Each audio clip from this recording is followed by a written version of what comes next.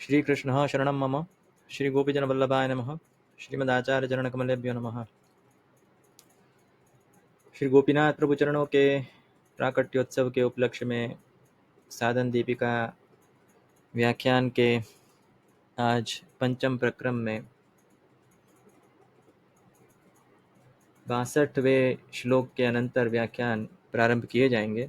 गत व्याख्यान में हमने गुरु सेवा का महात्म्य, इसके अनंतर भगवत भक्तों का महात्म्य, पुनः भगवान महात्म्य ज्ञान के अनंतर ही भक्ति का दार्ढ्य,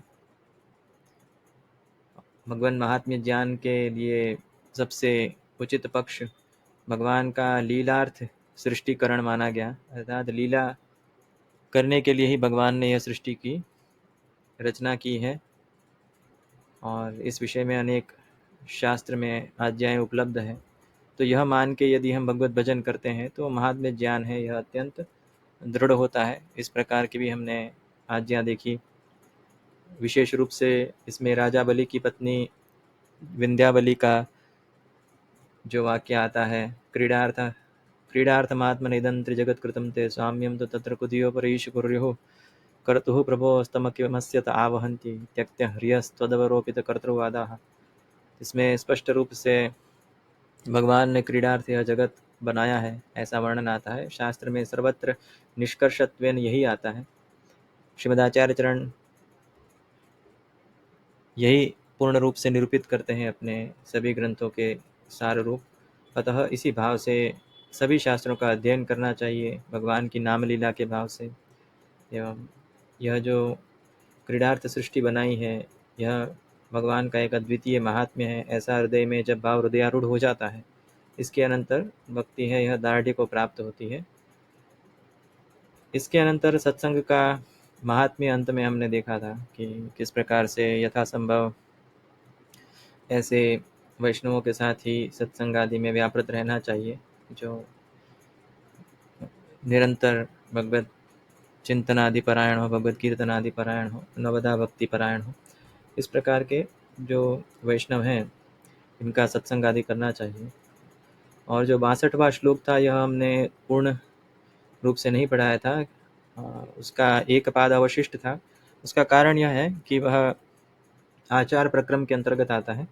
अतः आज आचार प्रक्रम प्रारंभ किया जाएगा। गत व्याख्यान में जैसे हमने अन्य प्रक्रम के विषय में जो ग्रंथ में आज्ञाएं थी उनका वर्णन किया था, तो आज ग्रंथ के इस भाग में आचार प्रकरण का वर्णन आएगा। तो वह जो श्लोकार्थ है वह आचार विषयक है। और आचार है यह धर्मशास्त्र में एक बहुत प्रधान विषय माना गया है और इसका अत्यधिक महात्म्य है। आचारः प्रथमो धर्मः, यह अत्यधिक प्रसिद्ध वाक्य है। प्रायः सभी ने इसका श्रवण किया होगा कि आचार है यह बहुत प्रथम सबसे मुख्य धर्म है और इसका महात्म्य भी सबसे अधिक है, क्योंकि शुद्धि आदि के लिए इसकी अपेक्षा रहती है। हम जब श्री सुबोधिनी जी का अध्ययन कर रहे हैं उस समय में भी हम यही देखते हैं कि किस प्रकार से जो आदिभौतिक की शुद्धि है यह बहुत आवश्यक रहती है। यह हम इसका जब हम पूतना मोक्ष का प्रकरण देखते हैं वहाँ पे इसका वर्णन आता है। तो इस प्रकार से शुद्धि आचार आदि का अत्यधिक महात्म्य शास्त्र में निरूपित किया गया है। और जो धर्मशास्त्र हैं, चाहे वह संग्रह ग्रंथ हों चाहे प्राचीन स्मृतियाँ हों, स्मृतियाँ अधिकतर वेद, पुराण, उपनिषद, ब्राह्मण एवं आगम का संग्रह होती हैं। जो मूल विषय शास्त्र है, जैसे हमने कहा है, कुछ वस्तुएं ऐसी है कि पुनः पुनः कहनी पड़ती हैं। तो जो वेद हैं, उपनिषद हैं, पुराण हैं, ब्राह्मण ग्रंथ हैं, आगम ग्रंथ हैं, इन्हें विषय शास्त्र कहा जाता है। और इसके ऊपर जो संग्रह ग्रंथ होते हैं, तो स्मृतियां हैं या इसमें से संग्रह ग्रंथ होती है निर्णयों का कि किस किस विषय को, कोई कोई वाक्य है, जो वाक्य आ रहे हैं वह किस में निहित किए जाएं। तो स्मृतियां इस प्रकार से होती हैं और इसी के ऊपर संपूर्ण धर्मशास्त्र है, यह निबद्ध है। तो कल्प में भी संपूर्ण इसका वर्णन आता है। कल्प का श्रुतित्व और स्मृतित्व उभय सिद्ध है, अर्थात इसे श्रुति और स्मृति दोनों का सम्मिलित स्वरूप मानना चाहिए। इसमें जो गृह्य कल्प के अंतर्गत अधिकतर प्रक्रम आते हैं, इनका वर्णन वर्णाश्रम धर्मोपयोगी अधिक होता है। श्रौत कल्प में अधिकतर काम्य यागों का वर्णन आता है। ऐसा नहीं है कि नित्य एवं नैमित्तिकों का वर्णन नहीं है, किंतु काम्य का अधिक वर्णन आता है। तो जो प्रायः संस्कार आदि हैं, यह धर्मसूत्र एवं गृह्य सूत्र से किए जाते हैं, जिन्हें धर्मकल्प भी कहा जाता है, गृह्य कल्प भी कहा जाता है। तो यह सब धर्मशास्त्र का विस्तार है, और इसको ही संक्षिप्त रूप में श्री गोपीनाथ प्रभु चरणों ने यहाँ साधन दीपिका में वर्णित किया है, क्योंकि युग भेद से आज्ञाएं हुई और युग भेद से वर्णन हुए, और यह विवेक आजकल के जो भी अध्येता हैं उनमें इतना प्रचुर नहीं पाया जाता जितना प्राचीन आचार्यों में पाया जाता है। तो इस कारण से, क्योंकि एकादश स्कंद में अन्यथा संपूर्ण वर्णन आता ही है ज्ञान कर्म एवं भक्ति मार्ग का, श्रीमद् भगवद गीता में भी आता है, किंतु उसका जो अर्थ है, यह कौन सा अर्थ है, श्री योगेश्वर अभिप्रेत अर्थ है। जैसा हमने गत व्याख्यान में भी साधन दीपिका में देखा था, जैसे श्री पुरुषोत्तम जी ने, श्री गोपीनाथ प्रभु चरणों ने स्वयं आज्ञा की थी कि श्री योगेश्वर ने जो अर्थ एकादश स्कंद में कहा है, उसका सारत्व ने यहाँ वर्णन किया गया है। और जो युगानुरूप है, जो युगानुरूप व्यवस्था है, जो इस उनमें से कुछ आज्ञाएं ऐसी थी, क्योंकि भगवान ने उद्धव जी को एकादश स्कंद में संपूर्ण जो आज्ञाएं की हैं, इसमें अनेक कल्प के निर्णय हैं, कल्प के व्याख्यान हैं, अनेक युगों के व्याख्यान हैं, युग धर्म आते हैं। तो इसके अनुसार यदि संपूर्ण परिपाटी करे तो ये अत्यंत दुष्कर है, और आज के जो व्यक्ति है इनसे संभव नहीं है, कलिकाल के व्यक्तियों से। तो जो कलिकाल में जितना अनुष्ठेय है और जितना संभव है, इतना ही अनुष्ठान जो है यह करना चाहिए, और इसके द्वारा धर्म की रक्षा करने चाहिए। और उसी प्रक्रम का अध्ययन श्री गोपीनाथ प्रभु चरणों ने करवाया सभी को। और इसी के अंतर्गत जो अवशिष्ट व्याख्यान सत्र है, इसमें भी जो आचार प्रकरण आता है, तो इसमें भी यह धर्मशास्त्र के ही जितने अनेक ग्रंथ हैं, इनका जो सार रूप, जो मुख्य मुख्य वस्तुएं हैं, यह ग्रहण किया गया है। क्योंकि यह, जैसे मैंने कहा था, कि यह उपदेशन न्याय का ग्रंथ है, और पंक्ति के जो अध्यापन है, यह हम केवल उपदेश न्याय के ग्रंथों के ही करेंगे। ऐसा नहीं है कि महात्म्य ज्ञान परक जो भी ग्रंथ होते हैं, लीला गान परक जो भी ग्रंथ होते हैं, जैसे श्रीमद् भागवत है, श्री रामायण है, इनका भी पंक्तिशः अध्यापन करना चाहिए, किंतु आजकल के श्रोताओं में इतना धैर्य नहीं होता, तो ऐसा अभी कोई विचार नहीं है। तो जो हमारे संप्रदाय के प्राचीन आचार्यों के ग्रंथ हैं, इनका हम पंक्तिशः अध्यापन करेंगे, श्रीमद् भगवद गीता का करेंगे।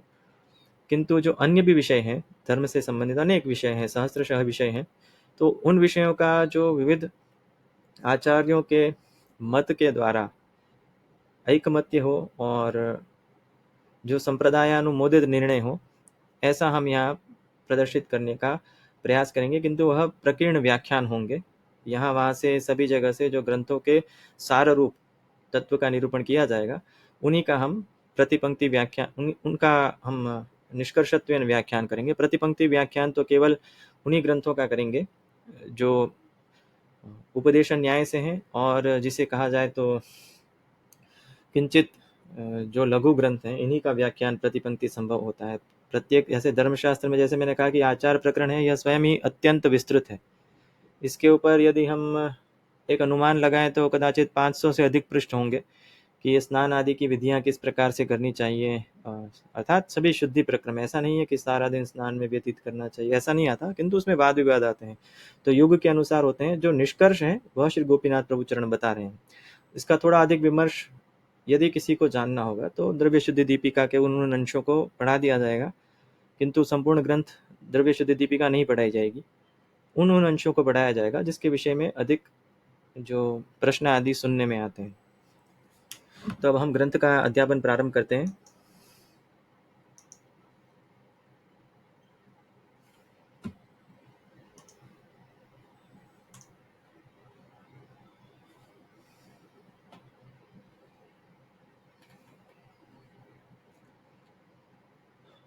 यहाँ तक हमने अध्यापन किया था गत व्याख्यान में 62वें श्लोक तक। तो यहाँ से प्रारंभ होगा स्नायात् कर्मणि मंत्रतः, यहाँ से आचार प्रकरण प्रारंभ होता है, स्नायात् कर्मणि मंत्रतः से। तो स्नान विधि है, यह मंत्र युक्त मानी जाती है। प्राचीन आर्य संस्कृति जो है, हमारी हिंदू संस्कृति जो है, सनातन संस्कृति, यह इनका संपूर्ण जीवन ही मंत्रमय था।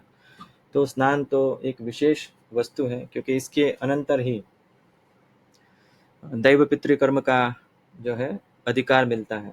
तो एक विष्णु स्मृति का इस प्रकार का वाक्य भी आता है कि स्नातोधिकारी भवति दैवे पित्रे च कर्मणि पवित्राणाम तथा जप्य दाने च विधिनोदिते। इस प्रकार का एक वाक्य आता है विष्णु स्मृति का कि स्नात अर्थात जिसने स्नान किया है ऐसा ही व्यक्ति दैव पितृकर्म का अधिकारी होता है, और उसी के द्वारा किए जप दान आदि कर्म होते हैं यह सिद्धि को प्राप्त करते हैं, अर्थात यह मान्य रहते हैं, अन्य के नहीं रहते। तो इस प्रकार का वर्णन आता है। और स्नान की विधियां हैं इसमें। मंत्र जो जो दीक्षित हैं, दीक्षित अर्थात जिन्होंने यज्ञोपवीत आदि की दीक्षा ली है, वैदिक दीक्षा ली है, उनके लिए एक बहुत प्रसिद्ध मंत्र आता है द्रुपदादि मुंचतु।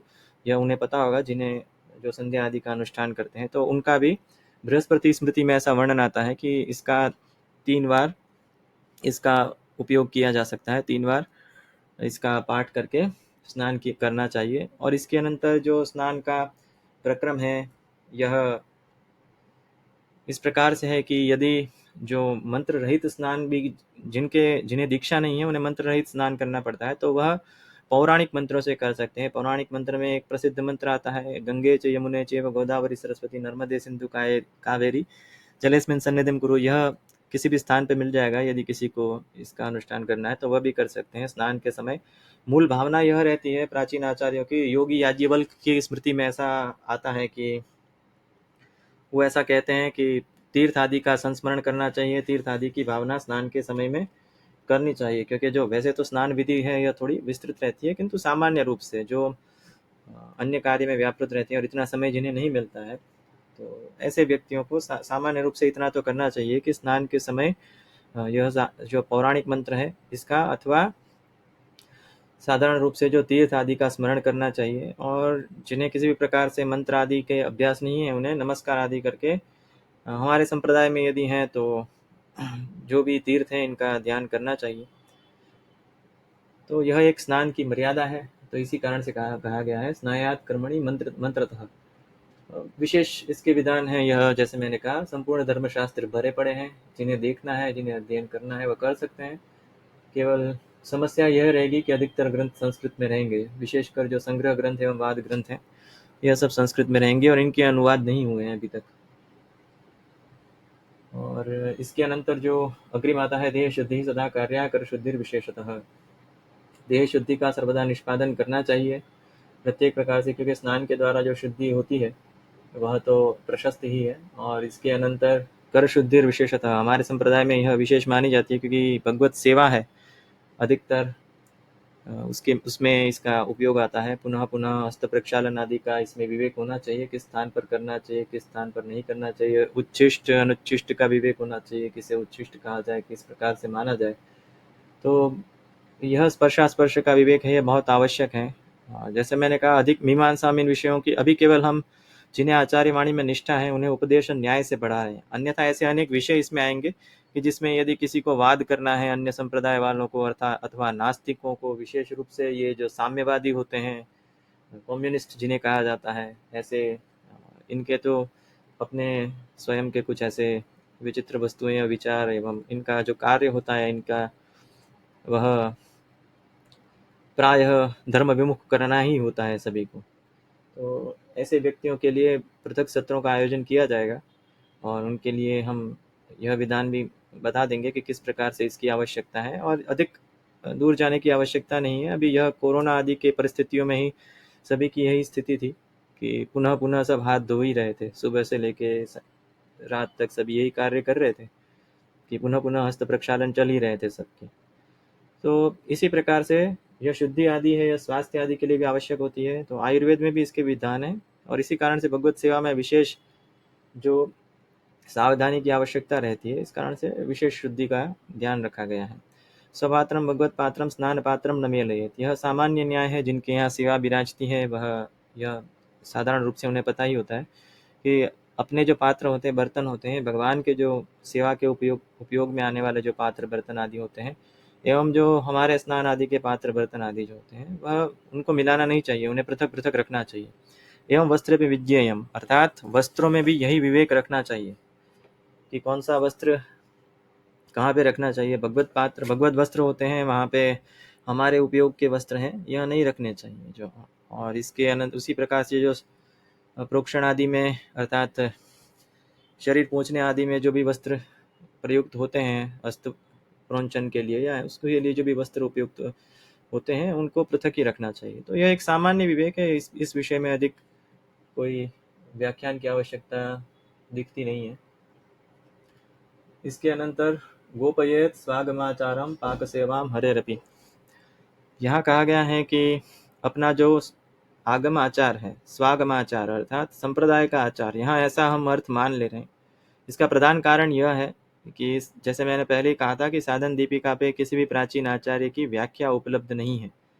तो यहाँ जो अनेक ग्रंथों के अध्ययन के अनंतर हमें यह स्फुट होता है कि यह हमारे संप्रदाय का जो आचार है इसकी सेवा अर्थात इसके गोपन की बात की जा रही है। और अन्यथा आगम शब्द तो अत्यंत विस्तृत है। आगम अर्थात वेद भी होते हैं, संपूर्ण वैदिक साहित्य होता है। जैसे हमने गत व्याख्यान में शंकराचार्य जी का एक कदाचित गत से पहले वाले व्याख्यान में शंकराचार्य जी ने जो कहा था कि आगम मात्र समधिगम्यम अर्थात वेद से ही इसको समझा जा सकता है। तो उसमें वहाँ पे ब्रह्म का स्वरूप था, वह वेद से ही समझा जा सकता है, ऐसा हमने उल्लेख किया था। वह शंकराचार्य जी की वाणी थी। तो शंकराचार्य जी यही कह रहे हैं। तो वहाँ आगम शब्द से वेद का उल्लेख आता है। तो यहाँ स्वागमाचारम गोपयेत का तो कोई प्रश्न नहीं है, क्योंकि वैदिक आचार के गोपन का कोई अर्थ प्रतीत नहीं होता। यहाँ केवल हमारे संप्रदाय का आचार है, इसको गोपनीय रखना चाहिए, ऐसा कहा गया है, जिससे कि अन्य कोई वाद विवाद में प्रयुक्त न हो। क्योंकि एक दूसरे में दोष दृष्टि करना, एक दूसरे के संप्रदाय में दोष दृष्टि करना अथवा किसी प्रकार के वाद में प्रवृत्त होना, यह प्राचीन काल से ही प्रवृत्ति रही है। तो इस कोई किसी प्रकार का बाहिर्मुख्य ना आए, इस कारण से यहाँ स्वसंप्रदाय का आचार है, इसको गुप्त रखना अर्थात जो सेवा प्रणाली है स्वसंप्रदाय की, उसकी भावना आदि भी गुप्त रखना, यह एक आवश्यक वस्तु हो जाती है। अन्यथा आगम तो एक अत्यंत बहुत विस्तृत विषय है। और यह इसका जैसे मैंने कहा कि आगम शब्द ही ऐसा है कि इसको वेद में भी उपयुक्त कर सकते हैं। प्राचीन कहीं से भी कोई भी ज्ञान आ रहा है उसको आगम कहा जाता है। तो तंत्र को भी आगम कहते हैं, किसी किसी स्थान पर पुराणों को आगम कहा गया है।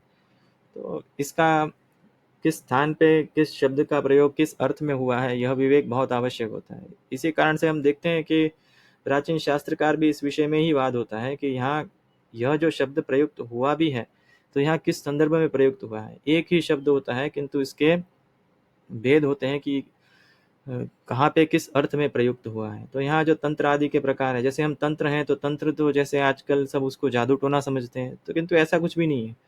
तंत्र है यह तो बहुत प्रसिद्ध शब्द है, प्राचीन शास्त्रीय शब्द है। और अधिकतर वैदिक विषय में जो भी दर्शन आदि थे उनको तंत्र कहा जाता था। पूर्व मीमांसा को तो प्राचीन समय में तंत्र ही कहा जाता था। जो बहुत प्रसिद्ध वेद मीमांसा का शास्त्र है इसको तंत्र ही कहा जाता है। पूर्व तंत्र उत्तर तंत्र आज भी ऐसे ही कहा जाता है। पूर्व मीमांसा को पूर्व तंत्र कहा जाता है, उत्तर मीमांसा अर्थात यह जो व्यास सूत्र आदि हैं, उपनिषद कांड है, इनको उत्तर तंत्र कहा जाता है। किंतु जैसे जैसे समय गया और अन्य जैसे आक्रमण आदि हुए, यवनों के हुए, हूणों के हुए, इसके अनंतर म्लेच्छों के हुए, तो इसमें जो प्राचीन परिपाटी थी यह थोड़ी थोड़ी शिथिल होती गई क्रमशः। और धीरे धीरे कुछ कुछ ऐसे आचरण भी आने लग गए कि जो कदाचित वेद विमुख भी थे। अनेक अनेक स्थान पर, कदाचित नहीं निश्चित रूप से अनेक स्थान पर वेद विरोधी भी आचरण रहे, किंतु उसमें जो मूल संस्कृति थी उसका उसमें कोई योगदान नहीं था। यह सब अन्य इस विषय में जैसे मैंने कहा एक अन्य व्याख्यान ही रखेंगे। जब इतिहास हम पढ़ाएंगे तब यह सारे विषय स्फुट हो जाएंगे। इतिहास पढ़ाना बहुत आवश्यक रहता है। और मूल इतिहास रामायण और महाभारत के तो जो स्थान स्थान पे आवश्यक वर्णन आएंगे वह हम करेंगे ही, किंतु जो मूल इतिहास है यह बहुत आवश्यक है। इस बार ऐसा विचार था कि दशहरा पे कदाचित थोड़ा रामायण का अध्यापन करें, किंतु अभी ये दीपिका ही समाप्त नहीं होगी ऐसा दर्शन हो रहा है, तो लगता नहीं है कि वह संभव हो पाएगा। तो स्वागमाचारम का हम यहाँ अभी केवल इतना ही अर्थ लेते हैं कि यह स्वसंप्रदाय का आचार है, इसको गुप्त रखना। पाक सेवाम हरेरपि, भगवान की जो सामग्री आदि की सेवा है इसको भी गुप्त रखना, सभी के सामने सामग्रियों के नाम नहीं लेना, यह एक सामान्य विवेक होता है। हम तो देखते ही हैं प्राचीन समय से, किंतु अभी बाहर क्या परिस्थिति है इसका बहुत अधिक अनुमान हमें नहीं है। तो यदि किसी को यह ज्ञात नहीं है तो इतना ध्यान रखना चाहिए, प्राचीन आचार्यों की वाणी है तो इसको हमें सिद्धांतत्वेन ही इसको ग्रहण करना है। इसे इस विषय में किसी प्रकार का वाद नहीं करना है, क्योंकि यह उपदेश न्याय है। और सौवर्ण ही राजत ताम्र ही पात्रेर्व्यवहरे पर ही, इसके अनंतर यह बताया गया है कि जो उत्तम पात्र हैं यह स्वर्ण के हैं, इसके अनंतर रजत आते हैं अर्थात चांदी के आते हैं, और इसके अनंतर ताम्र पात्र हैं। इन्हीं से यथासंभव व्यवहार करना चाहिए। अब यह जैसे मैंने कहा कि उस समय की व्यवस्था थी। अब काल भेद से जो व्यावहारिक वस्तु हो, आयुर्वेदानुमोदित हो, तो अभी जो प्रचलित धातु हैं तो इनसे भी व्यवहार किया जा सकता है।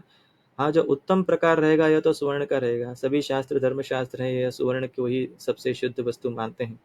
तो इस विषय में यह तो एक सिद्ध वस्तु ही है। पुनः पुनः इस विषय में वाद और विस्तार करने का कोई बहुत अधिक अपेक्षा नहीं, प्रयोजन भी नहीं है हमारा। तो अभी जो काल भेद से और जो अभी अनुकूल हो इस प्रकार के, क्योंकि कुछ पात्र कुछ धातुएं ऐसी होती है जिनका आयुर्वेद निषेध करता है, तो स्वास्थ्य के हानि के कारण होता है।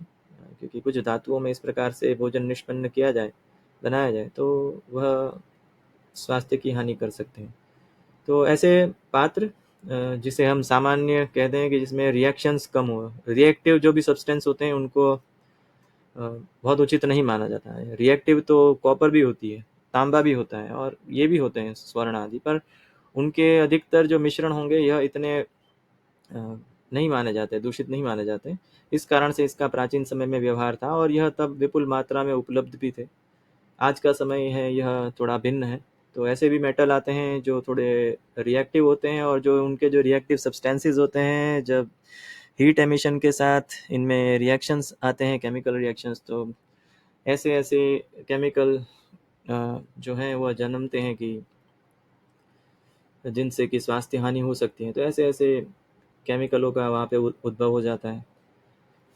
तो यहाँ हम देखते हैं इसी कारण से प्रायः अभी जो स्टील आदि के पात्र हैं इन्हें ही शुद्ध मान के और इसी प्रकार से व्यवहार करना चाहिए। इसमें कोई अनुचित बात नहीं है, क्योंकि जो स्टील होती है तो इसका जो रिएक्टिव प्रॉपर्टी है ये बहुत कम है, और इसी कारण से यह सर्वत्र श्लाघ्य है और इसका उपयोग किसी प्रकार से वर्जित नहीं है। किंतु जो समर्थ हैं उन्हें यथाशक्ति श्री ठाकुर जी की पाक सामग्री, भोग धरने की सामग्री जो है यह स्वर्ण, रजत अथवा ताम्र की रखनी चाहिए। यथाशक्ति आता है सभी जगह, ऐसा नहीं है, क्योंकि अनेक स्थान पर हम मृत्तिकाओं के भी प्रयोग देते हैं। मृत्तिका के जो भी पात्र होते हैं, और इन सभी पात्रों की शुद्धाशुद्धि के अपने स्वयं के विवेक रहते हैं, क्योंकि जो मृत्तिका का शुद्धि का प्रक्रम है यह भिन्न रहेगा, सुवर्ण आदि का भिन्न रहता है, साधारण पात्रों का भिन्न रहता है। तो जो मैंने कहा कि यह एक पृथक विषय में हम इस पृथक व्याख्यान में इस विषय का निरूपण करेंगे कि शुद्ध शुद्धि पात्रों की किस प्रकार से की जाए। तो इसके लिए द्रव्य शुद्धि में अनेक स्थान पर इसका विशेष वर्णन आएगा, तो तत्त स्थान पर इसका अध्यापन कर दिया जाएगा। इसके अनंतर पाके स्वीयान सतीर्थ्यांश सवर्णान संयोजयत, अर्थात जो सेवा है श्री ठाकुर जी की सामग्री सिद्ध करने की सेवा है, भोग सामग्री सिद्ध करने की सेवा है, उसमें जो अपने घर के ही सदस्य हों, यथाशक्ति संभव हों, तो ऐसे उन्हीं को नियुक्त करना चाहिए। और इसके अनंतर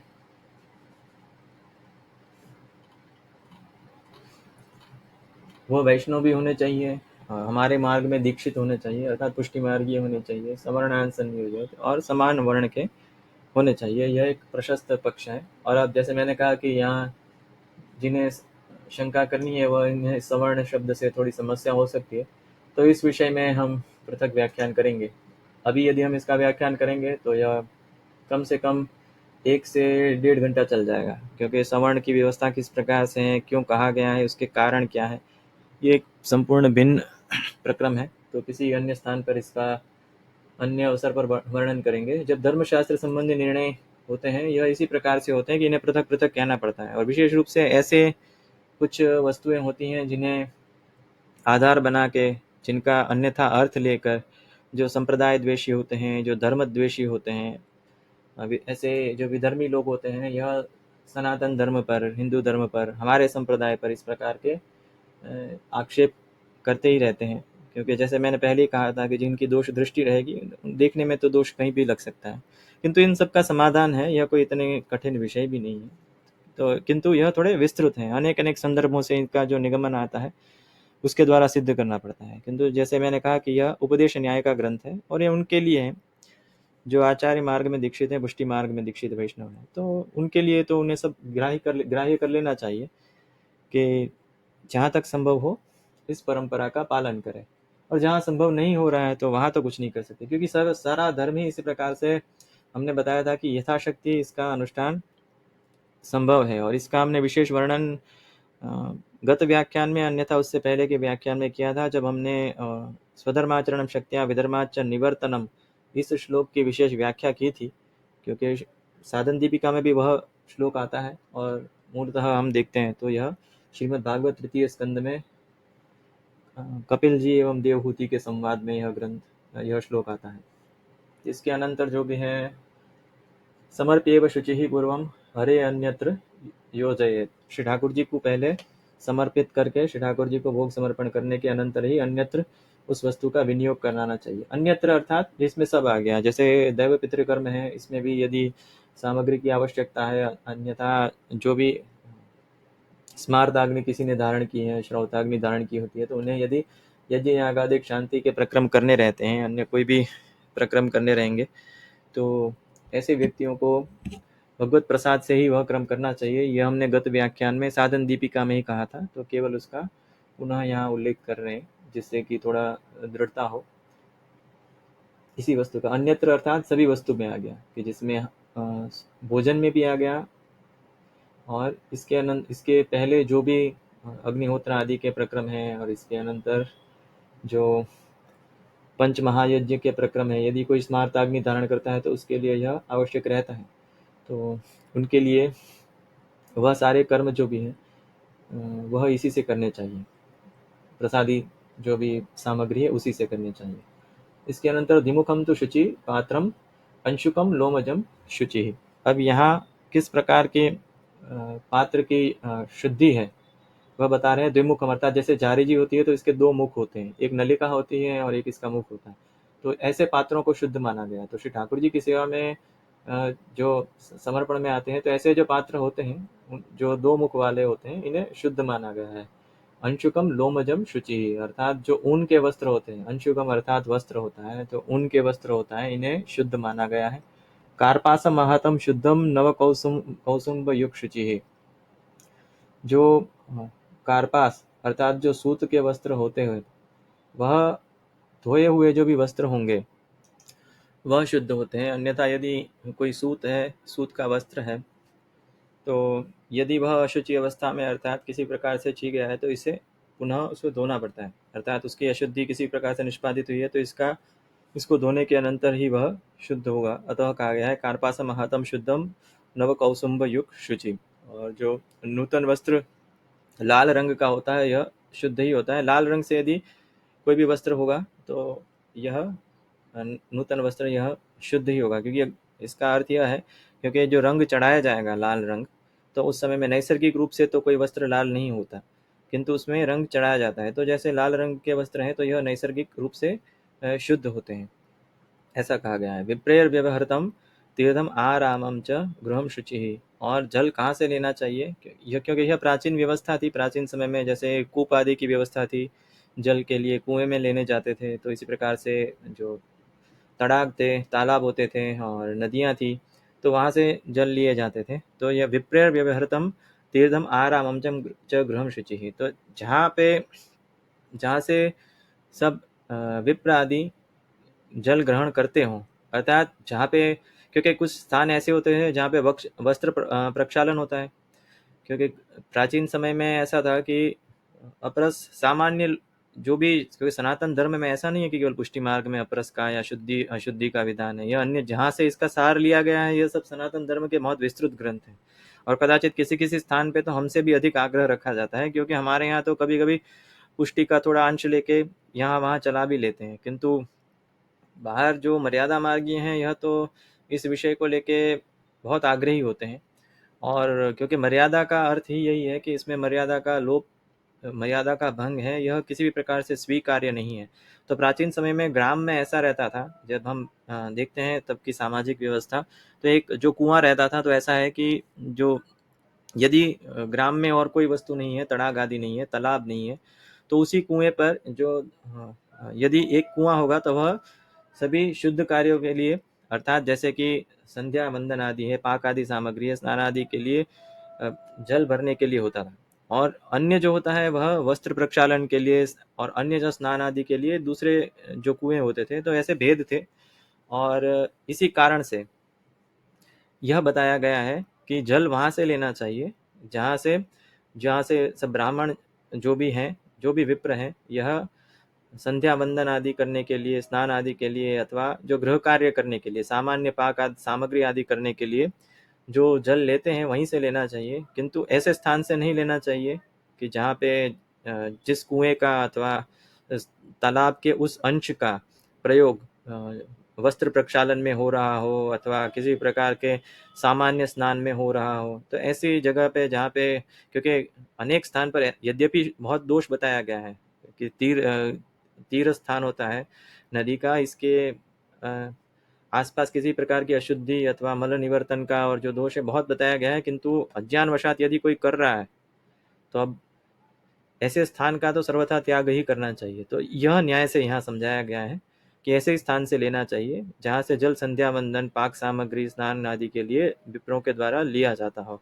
और जो स्थान से जल है यह वस्त्र प्रक्षालन आदि के लिए लिया जा रहा है, अन्य सब ऐसे कार्यों के लिए लिया जा रहा है जिसमें अशुद्धि बाहुल्य है, अशुद्धि अधिक होती है, तो ऐसे जो भी हैं स्थान, वहाँ से यह जल नहीं लेना चाहिए। इसके अनेक संपूर्ण यह सामाजिक प्रक्रम है, तो इसके लिए एक सामान्य निर्णय बताया गया। अब आज तो यह व्यवस्था और आज तो यह कोई समस्या है नहीं, तो इस विषय में अधिक मीमांसा की आवश्यकता नहीं है। यह तो केवल प्राचीन जो सामाजिक परिस्थिति थी उसका हमने वर्णन किया कि यह क्यों कहा गया है। यह उस समय में कहा गया है, आज से 500 वर्ष के आसपास हो गया इसका समय।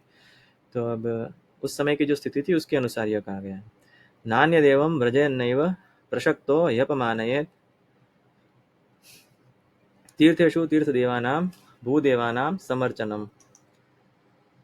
अन्य देव के अर्चना आदि, अर्थात जो भी पुष्टि मार्ग की मर्यादा है, जिससे अन्याश्रय की जो मर्यादा है इसका निर्वाह पूर्ण रूप से हो, अतः सकाम भाव से सामने से कहीं पे किसी अन्य मंदिर आदि में जाना यह उचित पक्ष नहीं माना गया है। किसी सकाम भाव से सामान्य रूप से यदि यह हो जाता है तो इसमें किसी प्रकार से अन्य देव का अपमान आदि करने का कोई विधान ही नहीं है। तो अपमान तो किसी भी प्रकार से किसी भी देव का करना ही नहीं है, जैसे हमने पहले ही बताया था, क्योंकि इसका प्रधान कारण यही है कि सारे जो देवता हैं यह भगवान के आदिदेविक रूप से तो भगवत विग्रह का ही स्वरूप है, और यह सब भगवान के अनुचर भी हैं, सेवक भी हैं। और यह हम श्रुति गीता में जिस प्रकार से वर्णन आता है तो उसमें भगवान देवता भी अनेक स्थान पर स्वयं यह स्वीकार करते हैं, जहाँ पे देवताओं की स्तुति आती है।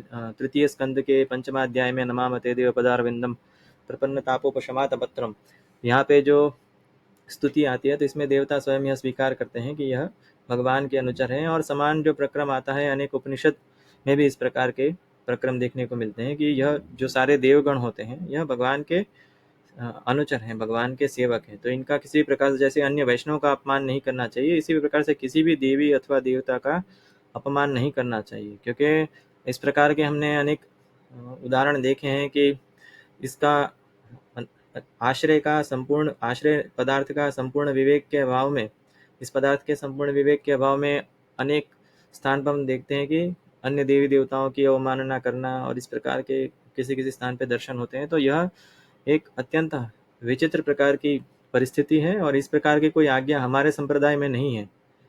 और क्योंकि परवर्ती समय में, बीच के समय में इस प्रकार का हुआ, जब जैसे कहा श्री पुरुषोत्तम चरण स्वयं कह रहे हैं कि संप्रदाय निवृत्त है, कि संप्रदाय ही निवृत्त अनेक स्थान पर हो चुका है।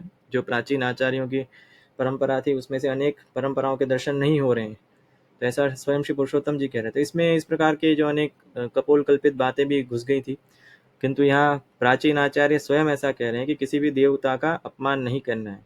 अर्थात यह बात एक भिन्न है कि भाई आश्रय तो भगवान का, श्री नंदनंदन का, श्री यशोदोत्संग लालित का ही है और किसी का नहीं। किंतु यदि किसी तीर्थ में जा रहे हैं, वही बता रहे हैं तीर्थेषु तीर्थ देवानाम भूदेवानाम समर्चनम, यदि तीर्थ आदि में जा रहे हैं तो तीर्थ देवताओं का अर्चन आदि, समर्चनम अर्थात नमस्कार आदि करना ही चाहिए।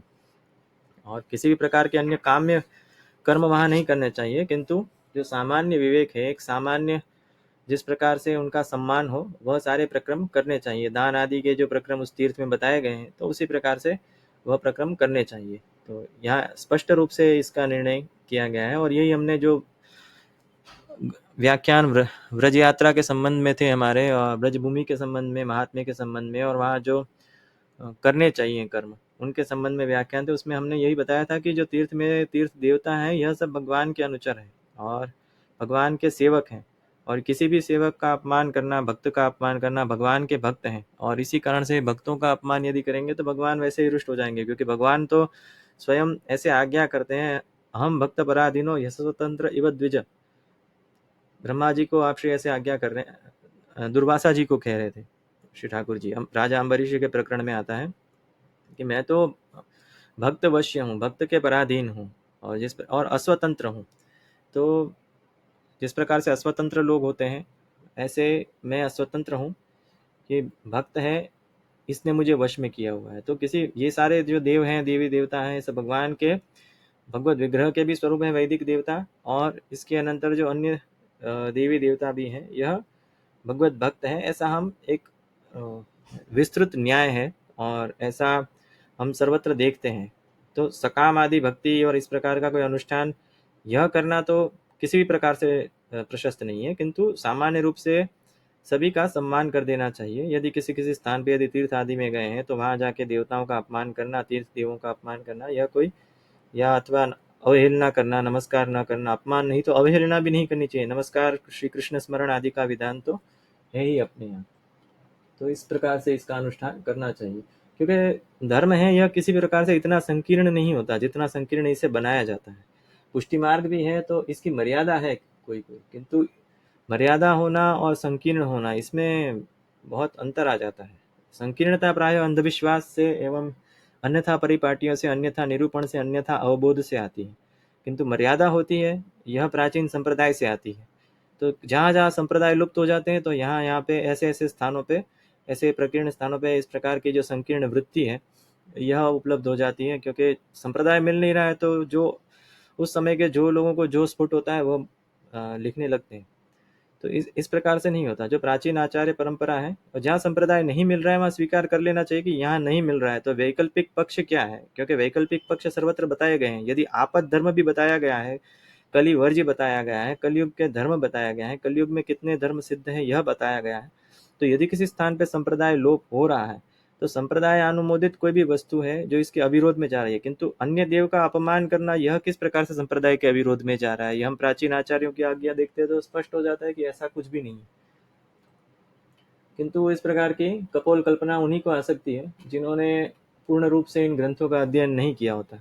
बाकी इसमें कोई अधिक अध्ययन करने की कहाँ आवश्यकता है। साधन दीपिका देख लेनी चाहिए, यह तो छोटा ही ग्रंथ है, यह कोई इतना विस्तृत ग्रंथ तो है नहीं।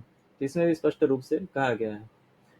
इसके अनंतर संन्यासश्चाग्निहोत्रञ्च कलौ नैव यथाविधि संदिग्ध धर्म सेवापि क्लेशायैवाल्पमेधसाम्। संन्यास, अग्निहोत्र आदि जो है यह यथाविधि तो संभव नहीं है कली काल में, यहाँ ऐसा स्पष्ट निरूपण आता है। और धर्म सेवा आदि भी अत्यंत संदिग्ध है। और क्लेशाय ये सब अनुष्ठान करने से क्लेश ही होता है। अल्पमेधसाम, जिन्हें जिन्हें शास्त्र का अवबोध नहीं है उनको अल्पमेधा कहा गया है, कि ऐसे व्यक्ति जिन्होंने शास्त्र नहीं पढ़े, केवल उपदेश मात्र से संन्यास ले रहे हैं या अग्निहोत्र ले रहे हैं, ऐसा तो प्रक्रम है, यह किसी भी प्रकार से श्लाघ्य नहीं है। जब हम आवरण भंग का अध्ययन करते हैं सर्वनिर्णय प्रकरण के, इसमें स्पष्ट रूप से श्री पुरुषोत्तम प्रभुचरण आज्ञा करते हैं कि जो वानप्रस्थ है यह तो कलयुग में करना ही नहीं है। संन्यास आदि का भी जो है उसका जो प्रकार है यह अत्यंत भिन्न है। जो मर्यादा मार्गीय विधियां हैं, यह इस प्रकार का संन्यास भी श्लाघ्य नहीं है, किंतु संन्यास का कौन सा स्वरूप जो है यह हमारे यहाँ प्रशस्त है। इसके लिए संन्यास निर्णय ग्रंथ जब अध्यापन करेंगे तब विशेष रूप से कहेंगे। अभी सामान्य रूप से, और वैसे ही आजकल कोई संन्यास नहीं लेने वाला, तो इसका कोई इतना विशेष व्याख्यान अभी अपेक्षित नहीं है, किंतु यथा समय जब संन्यास निर्णय का अध्यापन करेंगे तब हम इसका वर्णन करेंगे। तो अग्निहोत्र आदि है, यह तो कलिवर्ज्य में भी किसी किसी स्थान पे कहा गया है। अग्निहोत्र को किसी स्थान में कलिवर्ज्य कहा गया है, और कोई कोई संप्रदाय कहता है कि इसको करना चाहिए कलयुग में। तो इसी प्रकार से संन्यास में संप्रदाय भेद से कहीं पे अनुमत है, कहीं कहीं पे नहीं है। वानप्रस्थ में तो सामान्य रूप से हमारे संप्रदाय में यह स्पष्ट निर्णय ही आता है श्री पुरुषोत्तम प्रभु चरणों का आवरण भंग में कि जो वानप्रस्थ है यह नहीं है, केवल 3 आश्रम यहाँ पे संभव है, और वन निवास जो है अर्थात वानप्रस्थ है यह संभव नहीं है।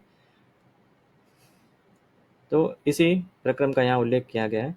समर्थस्तु तयोः कुर्याद् विद्वान् स्मार्ताग्निधारणम् न्यासाश्रमात् पतन्मर्त्य आरूढ़ पतितो अगतिः।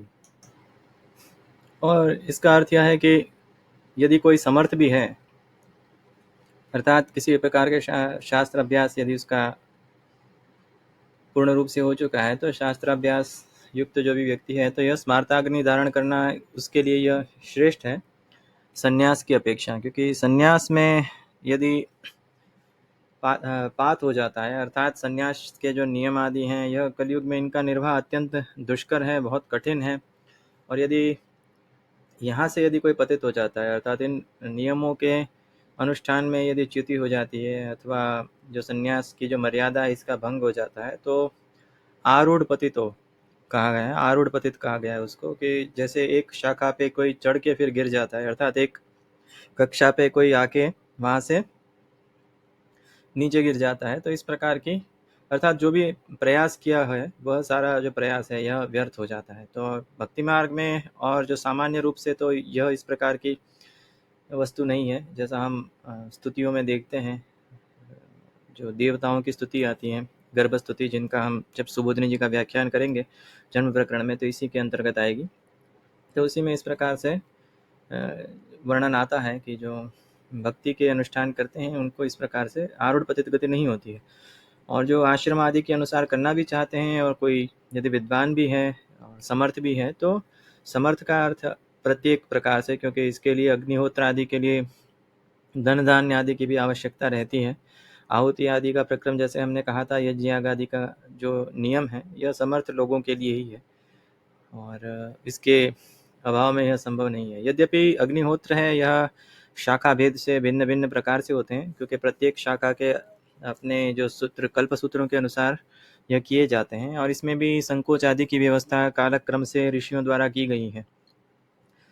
तो प्रायः अपने अपने जो शाखा के अग्निहोत्र हैं यह करने चाहिए, किंतु उसी को करने चाहिए, स्मार्ताग्नि धारण भी है यह इसी को करना चाहिए जो कि समर्थ है और जिसका थोड़ा शास्त्राभ्यास है, जिससे कि पुनः पुनः ये सब जो प्रक्रम हैं इनमें, क्योंकि मंत्र आदि का उच्चारण आदि और यह सब आधान करना, अग्नि का आधान करना और अग्नि की निरंतर वहाँ पे प्रतिष्ठा रखना, और इसके अनंतर यदि शमित हो जाते हैं तो पुनः उसके प्रज्वालन आदि के मंत्रों का अनुष्ठान करना, तो यह एक थोड़ा विस्तृत प्रक्रम हो जाता है। तो इस कारण से उसी व्यक्ति को यह करना चाहिए जिसे इस प्रकार के शास्त्रों का अभ्यास हो पूर्ण रूप से, और वो भी 2 पक्षों में से, संन्यास और स्मार्ताग्नि धारण में से यदि कोई करना चाहता है तो स्मार्ताग्नि धारण कर सकता है, किंतु उसके लिए उसका समर्थ और शास्त्रज्ञ होना आवश्यक है।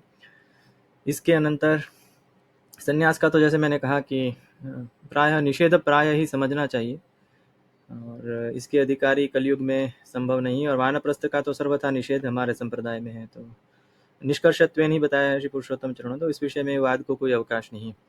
यद्यप्येवं हि गारहस्थ्यं वर्णधर्मेण दुष्करं तथाप्यायातपतितम्।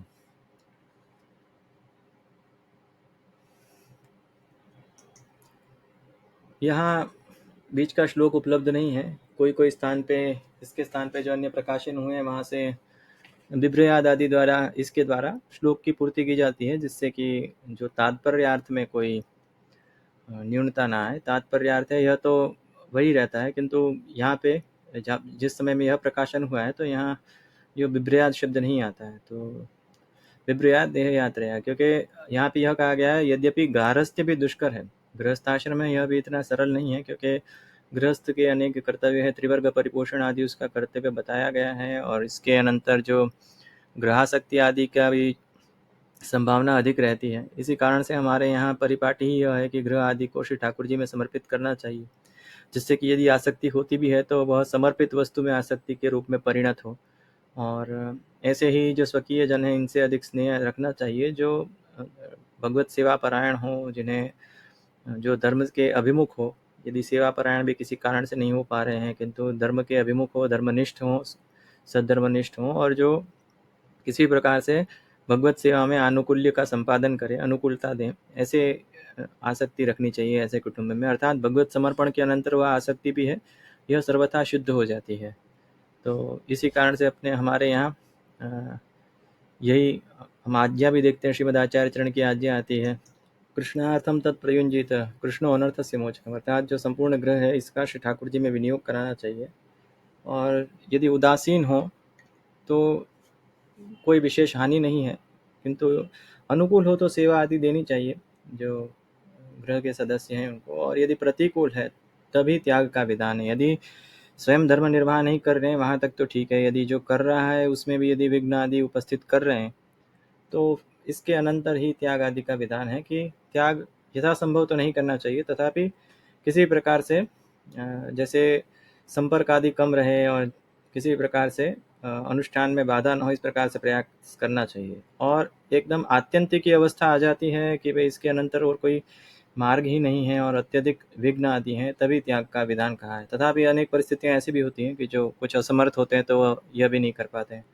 तो यह प्रासंगिक की व्यवस्था है, एक साधारण न्याय दिया गया होता है। इसके अनंतर जो भी प्रासंगिक परिस्थितियां होती हैं, जो प्रासंगिक की कोई भी परिस्थितियां रहती हैं, तो इसके लिए पृथक रूप से किस प्रकार से शास्त्र अनुमोदन देता है, इसके विषय में जिन्होंने शास्त्र पढ़े हैं वही निर्णय कर सकते हैं, अन्यथा तो जो कपोल कल्पित प्रकार से विचार करेंगे उनके लिए तो अत्यंत कठिन ही है। तो ऐसे सभी जगह विधान है कि यदि यह भी संभव न हो तो क्या करना चाहिए, तो इसके भी अनेक मार्ग हैं कि नाम सेवा आदि परायण होना चाहिए, और किसी प्रकार से कापट्य आदि द्वारा धर्म गुप्त रख कर भगवत परायण रहना चाहिए भगवत सेवा आदि में। यदि प्रत्यक्ष सेवा संभव नहीं हो पाती है, स्वरूप सेवा किसी कारण से संभव नहीं हो पाती है, और यदि सर्वथा आसक्त है, सर्वथा पारवश्य है, ऐसी स्थितियों में भगवान नाम सेवा के द्वारा निर्वाह करना समुचित है। तो आजकल ऐसा हम देखते हैं, अनेक ऐसे प्राचीन वैष्णव हैं जिन्हें दुर्भाग्य से इस प्रकार की संतति प्राप्त होती है कि भगवत सेवा विमुख करती है, स्वयं सेवा करते नहीं, दूसरे करते हैं उन्हें करने नहीं देते। तो ऐसे अधिकतर पुनः अपने गुरु घर में अपने स्वसेव्य स्वरूप जो प्राचीन समय से ही उनके पूर्वजों द्वारा सेवित होते हैं और जहाँ से पधराए गए होते हैं वहाँ पुनः पधरा देते हैं। तो यह अत्यंत शोचनीय परिस्थिति है संप्रदाय की। और एक साधारण हमारे यहाँ तो सेवा का प्रक्रम कोई इतना विस्तृत भी नहीं है, सभी जगह यथाशक्ति की ही आज्ञा की गई है। असमर्पित वस्तु नहीं लेनी चाहिए, यथाशक्ति संभव जितना हो इतना श्री ठाकुर जी को समर्पित करके लेना चाहिए। इतनी मर्यादा भी व्यक्ति आजकल रखने को तैयार नहीं है। तो ये अत्यंत शोचनीय परिस्थिति है। धर्मनिष्ठा के अभाव में धर्म का लोप किसी भी परिस्थिति में होना ही है। तो तथापि इसके निवारण के लिए यथाशक्ति प्रयास करना चाहिए। संतानों को बाल्यकाल से ही धर्म की शिक्षा देनी चाहिए, धर्म का जो महत्व है यह समझाना चाहिए। और इसी कारण से यह कहा गया है कि गुरुकुल आदि की परंपरा यद्यपि प्राचीन समय जैसी तो आज के समय में नहीं है, तथापि अनेक ऐसे स्थान हैं जहाँ से इस प्रकार का अब विद्याभ्यास भी संभव हो सकता है। और इस प्रकार से जो जहाँ से आचार्य कुल से दीक्षा ली हो वहाँ से स्वाध्याय आदि के लिए, वहाँ से स्वाध्याय आदि के लिए प्रेरित करना चाहिए। और इस प्रकार से सत्संग आदि का अनुष्ठान, जैसे इसके अनेक मार्ग हैं, इसके लिए हम पृथक वर्णन करेंगे। अभी थोड़ा पंक्ति का विस्तार हो जाएगा, थोड़ा प्रासंगिक विस्तार हो गया। इसके अनंतर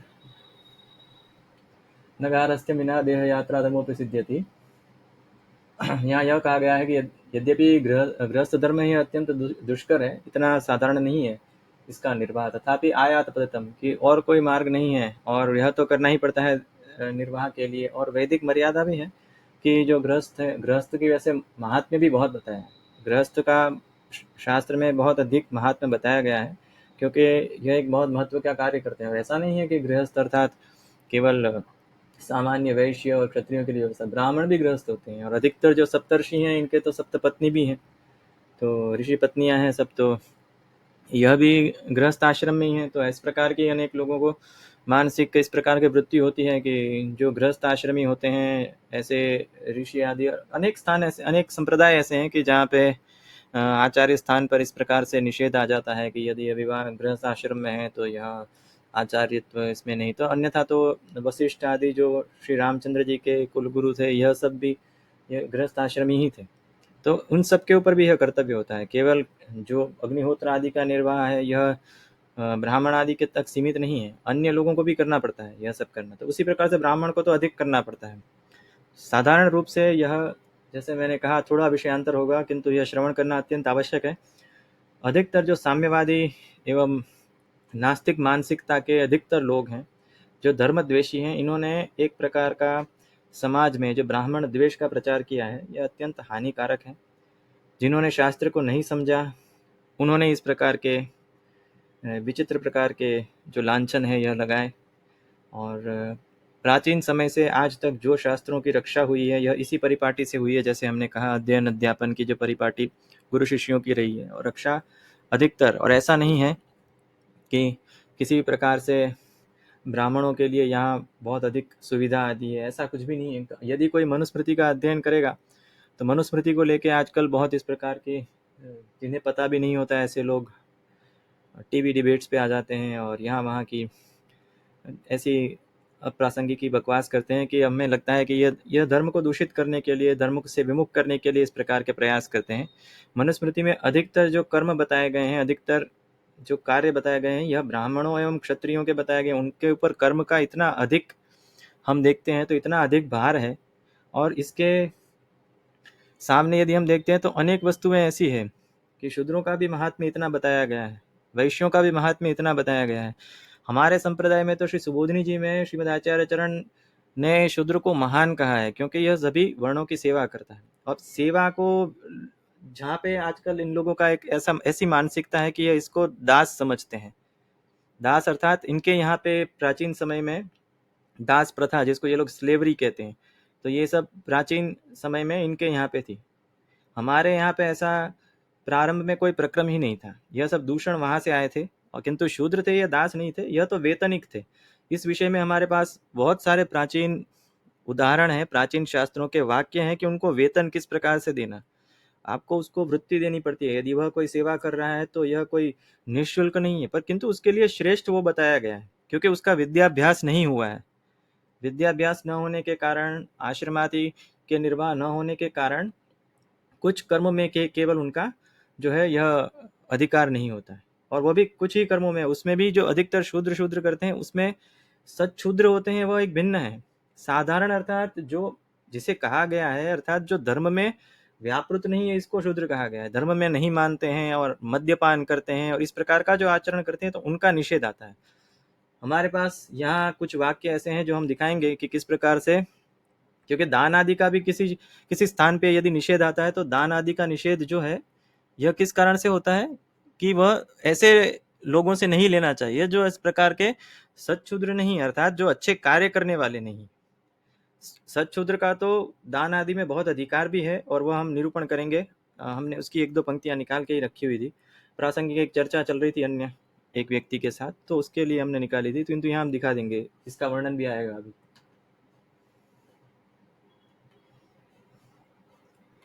अर्थात यहाँ कहा गया है कि जो गृहस्थ आश्रम है, यह श्रेष्ठ है और आयात पतित है, कि इसके सिवा और कोई विकल्प भी नहीं है। आज के समय में थोड़ा यह इसके द्वारा ही अनुष्ठान है, यह बहुत आवश्यक है। और जो थोड़ा बहुत भी धर्म, यद्यपि कलिकाल में अत्यंत कठिन है, किंतु यह गृहस्थ आश्रम में जो धर्म का अनुष्ठान करके, गृहस्थ के कर्तव्य का यथासंभव निर्वाह करके जो जीवन यापन करेगा, उसी का सिद्ध होगा। और आज की परिस्थिति के ऊपर मैं इस विषय में पृथक व्याख्यान रखूंगा, यद्यपि वह शास्त्रीय अंश मात्र लेंगे, ग्रंथ का अध्यापन नहीं है। किंतु एक विमर्श मुझे इस प्रकार का यहाँ करना है कि जो गृहस्थ का यहाँ पे आज के समय में जिस प्रकार से गृहस्थ धर्म का लोप अधिकतर हिंदू सनातन धर्म में हो रहा है, यह एक अत्यंत चिंता का विषय है। और इस विषय में सभी को जागृति की आवश्यकता है। विवाह है, यह समाज के लिए सबसे प्रधान वस्तु है, सबसे आवश्यक वस्तु है। यह समाज के निर्माण में इससे अधिक उपयोगी और कोई वस्तु ही नहीं है। त्रिवर्ग आज के समय में, कलिकाल में, अन्यथा तो धर्म का लोप हो जाएगा। यदि कोई व्यक्ति विवाह आदि में ही विश्वास नहीं करेगा, तो सनातन धर्म का तो अंत में लोप ही हो जाएगा। गार्हस्थ्य को आसक्ति के कारण कोई कोई स्थान पर जो दोष बताया जाता है कि भाई ऐसा नहीं समझ लेना चाहिए कि जो परिवार आदि हैं यही हमारे सर्वस्व हैं, ये है वो है, और इस कारण से इनके लिए ही संपूर्ण जीवन यापन, इनके अंदर आसक्ति के अनंतर यदि धर्म का लोप होता है तो इस कारण से, और यह संभावना गृहस्थ में अधिक रहती है, तो इसी कारण से इनके ऊपर जो है यह भार भी अधिक होता है, और इस कारण से इसका वह निषेध कहा जाता है। अर्थात निषेध तो नहीं कहा जाता, किंतु किसी किसी स्थान पे, तो किस अर्थ में कहा जाता है यह देखना बहुत आवश्यक होता है। यहाँ एक श्लोक कहीं से भी निकाल के, या स्त्री को ऐसा कहा, या शूद्र को ऐसा कहा, या यहाँ पे गृहस्थ को ऐसा कहा, ऐसा कह के यह सब जो बातें होती हैं यह समझते नहीं है कि किस प्रकरण पे चर्चा है और किस विषय में की जा रही है और किसके विषय में है। ऐसे हम स्थान स्थान पर उदाहरण दे देंगे।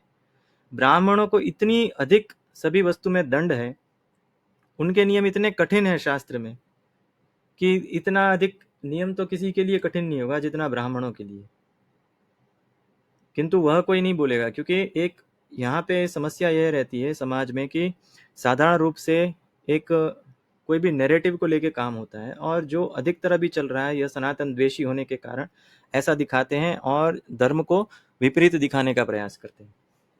किंतु यहाँ पे जो गृहस्थ है यह अत्यंत उत्तम आश्रम है, और इसके अभाव में धर्म की रक्षा किसी भी प्रकार से संभव है ही नहीं। अतः गृहस्थ है सबसे मुख्य आश्रम कहा गया है, और इसका निर्वाह करना ही चाहिए। किंतु थोड़ा आसक्ति आदि के कारण भगवान मार्ग से, गृहासक्ति के कारण भगवान मार्ग से जो चित्त है यह किसी अन्य स्थान पर भटक सकता है, और जो जीव का मुख्य हेतु है भगवत प्राप्ति का, इससे विमुख ना हो। इस कारण से कहा गया है कि यह निरंतर अपने मस्तिष्क में रखना चाहिए कि जो आश्रम आदि है इनका निर्वाह धर्म रक्षा है, भगवत प्राप्ति है, इस हेतु के लिए करना चाहिए। तो अतः कहा गया, क्योंकि तप आदि तो सिद्ध है नहीं, गृहस्थ का तो बहुत महात्म्य शास्त्रों में आता है, तो वह कोई बताएगा नहीं। समस्या यह है कि यह एक पक्ष बताते हैं, एक पक्ष नहीं बताते।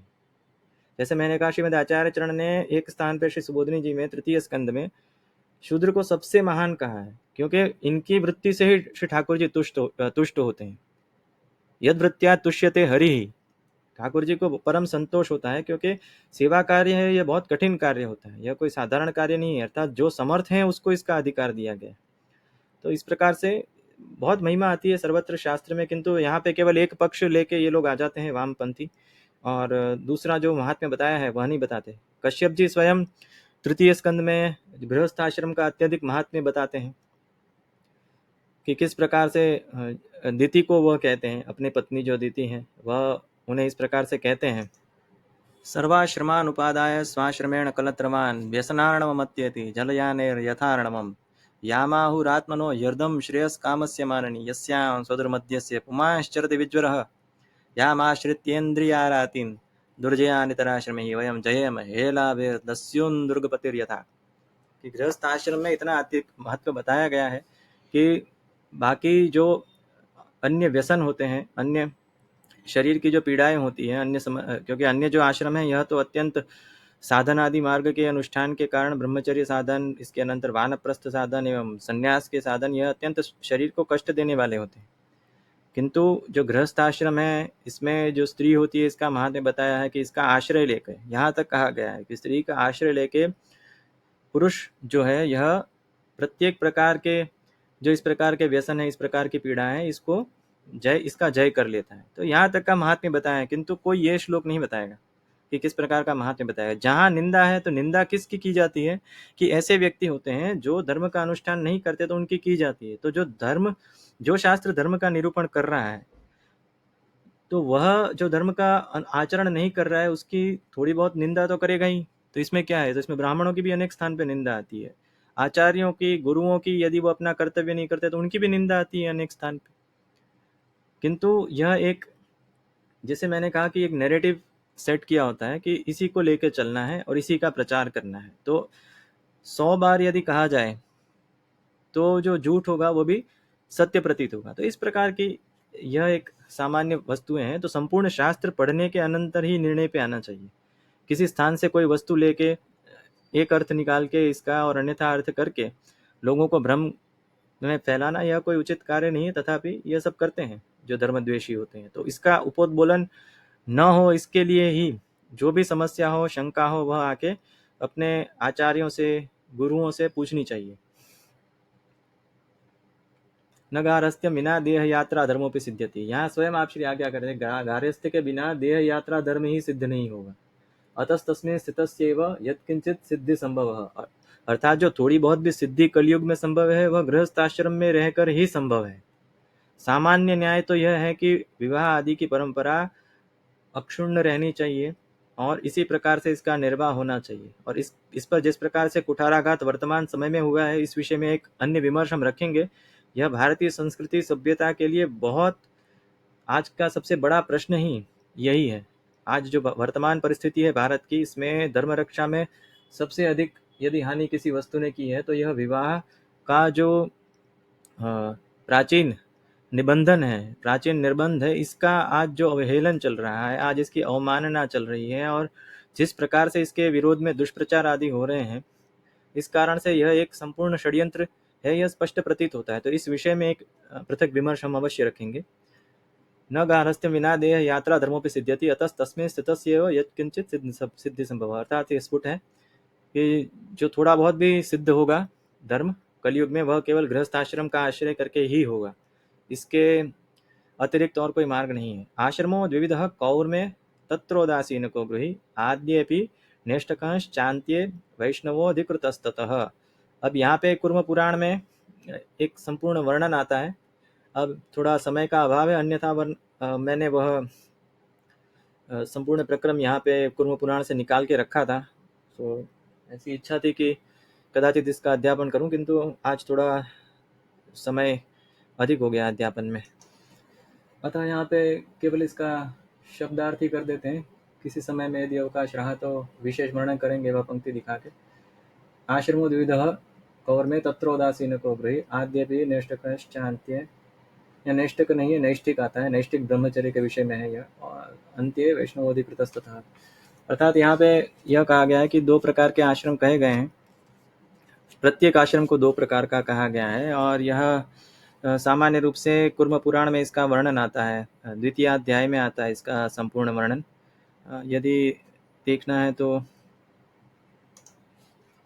यहाँ इस प्रकार से वर्णन आता है, हम संक्षेप में इसको समझा देते हैं कि दो प्रकार के ब्रह्मचारी, एक नैष्ठिक ब्रह्मचारी है जो आजीवन ब्रह्मचर्य रखता है, एक विधिवत वेद का अध्ययन करके जो गृहस्थ आश्रम में आता है उसको उपकर्वाणक कहा जाता है, और नैष्ठिक जो होता है वह आजीवन ब्रह्मचर्य रखता है। और यह जो है उदासीन साधकस्य, दो प्रकार के गृहस्थ होते हैं, एक उदासीन होता है, एक साधक होता है। जो साधक होता है वो निरंतर संपूर्ण गृह में व्यापृत रहता है और गृह की चिंता में ही व्यापृत रहता है, कुटुंब भरण के लिए ही सर्वथा वह कार्य करता रहता है। किंतु जो ऋणानि त्रीणपाकृत्य त्यक्त्वा भार्याधनादिकम एकाकी यस्त विचरत उदासीनः समोक्षिकः, अर्थात जो तीनों ऋणों को, जैसे हमने पहले ही वर्णन किया था सुबोधनी जी के व्याख्यान में, तीन प्रकार के जो ऋण होते हैं, देव ऋण, पितृ ऋण एवं ऋषि ऋण, तो इस विषय में हमने वर्णन किया था सुबोधनी जी में। तो इन तीनों का निवर्तन करके जो गृह में अत्यंत आसक्त नहीं होकर उदासीन होता है, उसे मौक्षिक कहा जाता है। अर्थात यह भी अधिकारी होता है भक्ति मार्ग का, वैष्णव को इसका अधिकार है, इस प्रकार के गृहाश्रम का सर्वथा अधिकार है, वानप्रस्थ का अधिकार नहीं है। इसी कारण से यहाँ स्पष्ट रूप से वानप्रस्थ के भी इसमें भेद बताए हैं, सन्यासियों के भेद बताए हैं, किंतु सामान्य रूप से जैसे हमने कहा कि जो निर्णय है यह तो केवल यही रहेगा कि जो सन्यास भी है इसमें भी अत्यंत मर्यादा के साथ, और सन्यास निर्णय समझने के अनंतर ही वह सन्यास का स्वरूप समझना चाहिए। तो यहाँ पे वही बताया कि आश्रमो द्विविधः कौर्मे तत्रोदासीनको गृही आद्यपि नैष्ठिक, या नैष्ठिक नहीं है, नैष्ठिक है, अंत्य वैष्णवोऽधिकृतस्ततः। और अंत्य अर्थात जो सन्यास आश्रम है इसमें वैष्णव को अधिकार है, किंतु वह सन्यास का, जैसे मैंने कहा कि बहुत अत्यंत विवेक युक्त होके और अनेक प्रकार के चिंतन मनन के अनंतर ही यह निर्णय लेना चाहिए। तो इसके विषय में हम सन्यास निर्णय का अध्यापन करेंगे। तो विशेष वह कुर्म पुराण का प्रसंग अभी हम व्याख्यात नहीं कर रहे हैं। इसके अनंतर की जो पंक्ति है, शूद्रस्तु हिंसकारण्य निषिद्धस्याशनेन च निवृत्त्यासो भजेत् कृष्णं महद्वीरनुकंपितः। यहाँ शूद्र धर्म बताया। शूद्र अर्थात केवल यहाँ पे जो सामान्य रूप से ग्रहण किया गया है, यह वह बताया गया है कि कोई इस प्रकार की परंपरा से भी हो कि जहाँ पे अधर्माचरण भी प्रारंभ में हुआ हो इस प्रकार से, तो उनको जो कुल धर्म होता है इस प्रकार का, जो हिंसा आदि कार्य होते हैं, अर्थात मान साधन होता है, यह अर्थात मांस आदि खाना और इस प्रकार के मद्यपान आदि किसी किसी स्थान पे बहुत व्यापक रहते हैं, तो ऐसे स्थानों का और निषिद्ध वस्तुएं जैसे हमने बताया कि मांस भक्षण आदि होता है, तो इन सब का त्याग करना चाहिए और श्री ठाकुर जी का भजन करना चाहिए। महद्भिर अनुकंपितः, और गुरुजनों से इसका ज्ञान लेके भजन करना चाहिए। इनका धर्म तो यही रहता है, वर्णाश्रम की भी व्यवस्था है, एक सामाजिक व्यवस्था है उस समय की, तो उसमें भी जैसे मैंने कहा कि इसमें वेतन आदि का पूर्ण इनको विधान है, और इस विषय में एक हम पृथक सत्र रखेंगे कि किस प्रकार से वेतन आदि का जो दान है, दान नहीं है, वेतन है, वेतन पृथक वस्तु होती है, दान पृथक वस्तु होती है। तो इसके अनंतर निषिद्धस्य अशनेन च निवृत्त्यासो भजेत् कृष्णं महद्भिर अनुकंपितः, अर्थात जो गुरुजनों से सीखना चाहिए, क्योंकि संस्कार नहीं हुआ है इसीलिए इसे शूद्रवत कहा गया है। और ऐसा नहीं है, यदि कोई वैश्य कुल में भी किसी का जन्म हुआ है, किसी का क्षत्रिय कुल में भी जन्म हुआ है, ब्राह्मण कुल में भी जन्म हुआ है, यदि यज्ञोपवीत धारण नहीं करेगा तो वह शूद्रवती गिना गया है शास्त्र में। तो उनको भी इस प्रकार से वेद के पाठ का या अधिकार नहीं होता है, चाहे ब्राह्मण कुल में जन्म भी हुआ हो, किंतु यज्ञोपवीत आदि यदि नहीं किए हैं तो उस प्रकार से उनको अधिकार नहीं होता। अब ये मर्यादा है, यह ऋषियों की बनाई हुई मर्यादा है, क्योंकि शुद्धि संपन्न नहीं होती संस्कार के अभाव में। वेद हैं साक्षात पर ब्रह्म के स्वरूप माने गए हैं, सनातन धर्म के आधार माने गए हैं, तो इनके लिए एक शुद्धि की अपेक्षा रहती है। जैसे हम श्री ठाकुर जी के सेवा में एक शुद्धि की अपेक्षा रहती है स्नान आदि की, तो उसी प्रकार से जो वेद के पाठ आदि के लिए संस्कारों की अपेक्षा रहती है, क्योंकि यह मर्यादा मार्ग है और भगवत भजन है, यह भक्ति मार्ग है। यदि भगवत भजन में भी किसी भी प्रकार के हम देखते हैं कि थोड़ी बहुत मर्यादा तो वहाँ भी रहती है, जैसे कि प्राचीन समय से संप्रदाय में यह परिपाटी है कि श्री सुबोधनी जी का श्री भागवत का जो पाठ है, यह शुचि अवस्था में स्नान के अनंतर ही किया जाता है, किसी भी अवस्था में नहीं करना चाहिए। इस प्रकार की वेदों में एक प्रकार की ब्राह्मण का वाक्य है, ब्राह्मण ग्रंथ का वाक्य है। ब्राह्मण अर्थात अधिकतर समस्या यह है कि हम ब्राह्मण का वाक्य कहेंगे तो कोई समझेगा कि किसी ब्राह्मण ने कहा है, ऐसा नहीं है। जो ब्राह्मण ग्रंथ हमने परिभाषा प्रकरण में जो वेद का परिचय दिया था उसमें ब्राह्मण ग्रंथों को समझाया था। तो जो ब्राह्मण ग्रंथ है उसमें इस प्रकार की बात आती है कि वेद का यथाशक्ति पाठ करना चाहिए, चाहे सोते सोते भी करो, किंतु वह उसके लिए स्थान निश्चित होता है कि वह क्यों ऐसा कहा गया है। क्योंकि यदि किसी को स्वास्थ्य शिथिल है, किसी को कोई शारीरिक समस्या है, तो उसके लिए वह कहा गया है, कि ऐसा नहीं है कि इसके अनंतर तुम्हें अधिकार नहीं मिलेगा। किंतु अशुचि अवस्था में करना, मर्यादा का लोप करना, यह कोई श्लाघ्य कार्य नहीं है। तो क्योंकि भगवान नाम का स्वरूप है, भगवान नाम लीला है, और जो मर्यादा का अर्थ ही यह है कि एक मर्यादा के साथ ही उसका पालन करना चाहिए, कोई अधिक अंतर नहीं आता। इसके अनंतर सहितम हरिभक्तानां ब्राह्मणानां चरेत गवां पाद सेवा च महतां यद्वृत्त्या तुष्यते हरि, अर्थात हरिभक्तों का, ब्राह्मणों का एवं गायों की सेवा करनी चाहिए, पाद सेवा करनी चाहिए, महता यद्वृत्त्या तुष्यते हरि, जिससे कि यदि वह सीख रहा है, यहाँ पे जो बताया है कि गुरुजन से सीखना है, तो पाद सेवा यह तो शिष्य के लिए भी कही गई है, तो इसको स्वतंत्र रूप से कही गई है ऐसा नहीं है, ये तो शिष्यों को भी कहा गया है। ब्रह्मचारी के जो नियम आएंगे, तो ब्रह्मचर्य आश्रम में तो वैश्य भी होते हैं, क्षत्रिय भी होते हैं, ब्राह्मण भी होते हैं, तो यह सभी लोग इनमें आते हैं। तो ये भी तो पाद सेवा करते हैं। जो गुरु की सेवा करना, यह कोई ऐसी बात नहीं है। बड़ों की सेवा पाद सेवा है तो करते हैं। जो हरि भक्त हैं उनकी सेवा करना यह कोई ऐसा कार्य नहीं है, किंतु जैसे कहा हमने कि एक दृष्टि होती है कोई भी वस्तु को, निर्णय को देखने की, तो यहाँ इसी प्रकार से कहा गया है यद्वृत्त्या तुष्यते हरि, जो हमने अभी वाक्य कहा था कि इसकी वृत्ति सबसे श्रेष्ठ कही है श्री सुबोधनी जी में, और इसको सबसे महान बताया गया है इस कारण से क्योंकि यदि यह निर्वाह करते हैं अपने धर्म का, तो भगवान सबसे अधिक प्रसन्न होते हैं। दानम व्रतम पैतृकंच शौचम शांतिमथाश्रयेत हरिमेव भजेत प्रेमणा तेन सिद्ध्यति सत्वरम। अब यहाँ यह सामान्य रूप से नहीं है, अभी यहाँ शूद्र के प्रकरण चल रहा है, जिन्होंने वैदिक संस्कार नहीं लिए। शूद्र के अंतर्गत सभी आ गए इसमें, जिन्होंने वैदिक संस्कार नहीं लिए, चाहे वो ब्राह्मण हो, क्षत्रिय हो, शूद्र हो अथवा वैश्य हो, जो भी हैं, यदि जिनके संस्कार नहीं है क्योंकि उनके लिए वेद मार्ग तो अब उपस्थित नहीं है। तो जो अवशिष्ट है वह यह है कि दानम व्रतम पैतृकम च, अर्थात जो पौराणिक मार्ग है, आगम मार्ग है, क्योंकि वेद मार्ग में जो धर्म है उसी का विस्तार है संपूर्ण अन्य शास्त्र। तो यदि एक वस्तु में अधिकार नहीं मिल रहा है तो इसके लिए इतना कोलाहल करने की कोई आवश्यकता नहीं है। अन्य जो मार्ग हैं वह तो उपलब्ध हैं ही, और अन्य मार्ग है यही आजकल जिनका आचरण चल रहा है, तो 95% तो यही मार्ग हैं जो वेद के अनुमोदित हैं और भक्ति परंपरा के हैं अथवा सर्वोद्धार परंपरा के हैं। किंतु जहाँ पे मर्यादा है, वेद है, वह मर्यादा मार्ग है और इसमें मर्यादा की आवश्यकता होने के कारण इस पे अधिकार नहीं होता। तथापि जो सच्शूद्र हैं उनको श्रवण आदि का अधिकार है, यह भी हम बता देंगे, हमारे पास इसके भी प्रमाण है। और दान आदि का अधिकार उनको है, ऐसा नहीं है कि, किंतु दान आदि का अधिकार उनको नहीं है जिनके यहाँ पे आचरण नहीं है, क्योंकि उनका दान कोई लेगा नहीं।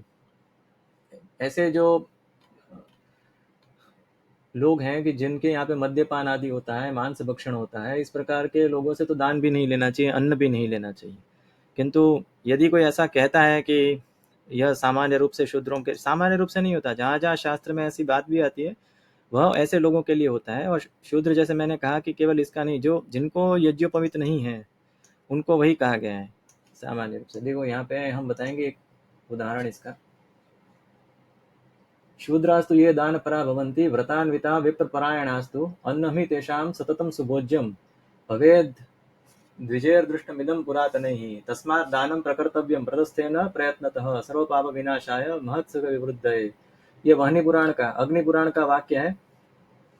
जो शूद्र होते हैं इन्हें दान परायण होना चाहिए, यदि वो व्रत आदि भी कर ही सकते हैं और ब्राह्मण आदि के शिष्यत्व भी ग्रहण कर सकते हैं। और उनका जो अन्न होता है, जो इस प्रकार के सच्शूद्र कहा गया है कि जैसे ऐसे व्यक्ति कि जो इस प्रकार के अच्छे आचरण से युक्त होते हैं, केवल उनको यज्ञोपवीत नहीं हुआ होता है, तो उनके द्वारा जो अन्न होता है, उनके द्वारा जो दान होता है, किया गया दान होता है, वो अन्न भी उनका शुद्ध होता है। अन्नम ही तेषाम सततम सुभोज्यम, तो उनके द्वारा समर्पित जो अन्न होता है वह लेने में किसी भी प्रकार का दोष नहीं है। यह प्राचीन शास्त्रों में स्पष्ट रूप से दिखाया गया। देखो वाणी पुराण में स्पष्ट इसका वर्णन आता है। तो यह कौन है? यह सच्शूद्र है, जहाँ पे इसकी महिमा है। ऐसे में कितने ही वाक्य दिखा सकता हूँ जहाँ सच्शूद्र के इस प्रकार से महिमा का उपोद्बोलन किया गया है कि भाई वह श्रेष्ठ होते हैं, क्योंकि एक तो सेवा भी, जो उनकी वृत्ति धर्म से भगवान तुष्ट होते हैं और उसके ऊपर से उनका आचरण ऐसा होता है। तो इसके अनंतर इनको श्रवण आदि का अधिकार भी होता है। केवल इनमें किसी कारण से इनके जो संस्कार आदि त्रिवर्ग में से भी किसी के नहीं हुए, त्रिवर्ण में से भी किसी के नहीं हुए, तो वो सब इन वस्तुओं का अनुष्ठान कर सकते हैं। तो कोई कोई स्थान पे ऐसे वाद आते हैं कि उनको उनके अनुष्ठान का निषेध किया गया है, तो वह ऐसे लोगों का निषेध किया गया है। ऐसे काम उनको नहीं करने चाहिए जो मांस भक्षण, मदिरापान और अन्य जो दुराचार करते हैं। ऐसे व्यक्तियों के लिए धर्म नहीं है। उनको पहले सब प्रायश्चित आदि करने के अनंतर धर्म की शुद्धि, धर्म के लिए शुद्ध देह प्राप्त करनी पड़ती है। व्रत आदि होते हैं, अनेक व्रत होते हैं, चांद्रायण होते हैं, कृच्छ्र होते हैं, तो संतपन व्रत होते हैं। तो अनेक प्रकार के ऐसे व्रत रहते हैं धर्मशास्त्र में। इनकी शुद्धि के अनंतर ही उन्हें पुनः अधिकार मिलता है, उससे पहले नहीं मिलता। तो संपूर्ण परिपाटी समझ के शास्त्र समझने चाहिए। तो यह हमने यहाँ पे केवल एक रखा था कि यदि किसी को इस प्रकार, ऐसे अनेक वाक्य हैं हमारे पास, संग्रह है इसका संपूर्ण, कि अत्यधिक महात्म्य है सच्शूद्रों का भी। और ऐसा नहीं है, श्री पुरुषोत्तम जी भी आवरण भंग में इनके विषय में अनेक इस प्रकार की आज्ञा करते हैं। तो जब सर्वनिर्णय का अध्यापन करेंगे तो उसमें भी यही वस्तु पुनः इनका अध्यापन किया जाएगा दार्ढ्य के लिए। और इसके अनंतर है हरिमेव भजेत प्रेमणा तेन सिद्ध्यति सत्वरम, अर्थात जो दान, व्रत, पैतृक कर्म, शौच, शांति आदि वह कर सकते हैं। हरिमेव भजेत प्रेमणा तेन सिद्ध्यति सत्वरम, और भगवान का उन्हें भजन करना चाहिए प्रेम युक्त। न वेद श्रवणम कार्यम स्पर्धा सूयादि नान्यतः न्यग भावेन प्रपन्नोसो भवेद दासो हरे गुरु। वेद श्रवण स्पर्धा सूया के साथ नहीं करना चाहिए कि मना किया है तो मैं बलपूर्वक करूं, तो यह मर्यादा नहीं है, इससे दोष लगता है। न्यग भावेन प्रपन्नोसो भवेद दासो हरे गुरु।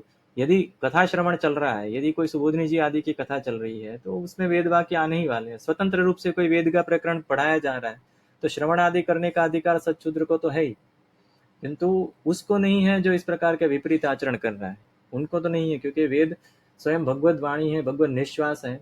तो उनकी मर्यादा है इस प्रकार की कि वह उनके उद्धार के लिए नहीं है। न वेद श्रवणम कार्यम स्पर्धा सुयादिनात्य, अर्थात किसी के साथ स्पर्धा करके या मना किया है तो मैं इसका काम को बलपूर्वक करूं। उपाय अन्य इसके उपलब्ध ही है, उद्धार करना है, यदि जीव का हेतु उद्धार करना है। और वेदादि मार्ग के द्वारा तो कलयुग में भी उद्धार आज के समय में बहुत कठिन है, अतः भक्ति मार्ग ही श्रेष्ठ है। तो ब्राह्मण भी सभी इनका अनुमोदन कर रहे हैं, जो दीक्षित हैं, जो क्षत्रिय आदि, वैश्य आदि जिन्होंने यज्ञोपवीत लिया है, तो यह भी यदि दीक्षित हैं तो ये कर ही रहे हैं, इन्हीं मार्गों का अवलंबन कर रहे हैं। वैदिक मार्ग का अवलंबन आज के समय में, कलयुग में, इसका जैसे हम अनेक अवसर पर देख चुके हैं ग्रंथ में कि अनुष्ठान ही कठिन है, तो उससे उद्धार आदि, यह केवल चित्त शुद्धि, देह शुद्धि आदि के लिए और मर्यादा के निर्वाह के लिए किए जाते हैं। उद्धार की अपेक्षा तो भक्ति मार्ग से ही है कलयुग में, यह सर्वत्र शास्त्रों में इसके दर्शन हो जाएंगे। न्यग्भावेन प्रपन्नोऽसौ भवेत् दासो हरेर् गुरौ, ये दास भावना बताई गई है कि शरणागत होकर गुरु आदि की सेवा करनी चाहिए। और इसके अनंतर जब स्त्री धर्म बताए गए हैं, इनका निरूपण हम अग्रिम व्याख्यान में करेंगे। यह ग्रंथ बहुत विस्तृत होता जा रहा है, 15 श्लोक का व्याख्यान बड़ी कठिनाई से हुआ, कदाचित थोड़ा विस्तार हो गया कुछ विषयों का, किंतु आवश्यक प्रतीत हुए तो उनका व्याख्यान कर दिया गया। तो अग्रिम जो स्त्री धर्म प्रकरण है, यह हम अग्रिम व्याख्यान में रखेंगे। और व्याख्यान में थोड़ा नैरंतर्य का अभाव रहेगा, अभी थोड़े उत्सव आदि के प्रक्रम अधिक हैं, तो इस कारण से तो आज के व्याख्यान को यहीं समाप्त करते हैं। अग्रिम व्याख्यान 1 या 2 दिन में पुनः किए जाएंगे।